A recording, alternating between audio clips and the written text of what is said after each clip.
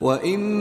مِّنْ أَهْلِ الْكِتَابِ إِلَّا لَيُؤْمِنَنَّ بِهِ قَبْلَ مَوْتِهِ وَيَوْمَ الْقِيَامَةِ يَكُونُ عَلَيْهِمْ شَهِيدًا فَبِظُلْمٍ مِّنَ الَّذِينَ هَادُوا حَرَّمْنَا عَلَيْهِمْ طَيِّبَاتٍ أُحِلَّتْ لَهُمْ وبصدهم عن سبيل الله كثيرا وأخذهم الربا وقد نهوا عنه وأكلهم أموال الناس بالباطل وأعتدنا للكافرين منهم عذابا أليما۔ اور اہل کتاب میں سے کوئی نہیں ہوگا مگر ان کی موت سے پہلے ان پر ایمان لے آئے گا، اور وہ قیامت کے دن ان پر گواہ ہوں گے۔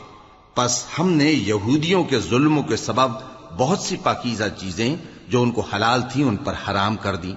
اور اس سبب سے بھی کہ وہ اکثر اللہ کے رستے سے لوگوں کو روکتے تھے،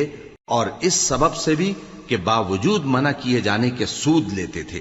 اور اس سبب سے بھی کہ لوگوں کا مال ناحق کھاتے تھے، اور ان میں سے جو کافر ہیں ان کے لیے ہم نے درد دینے والا عذاب تیار کر رکھا ہے۔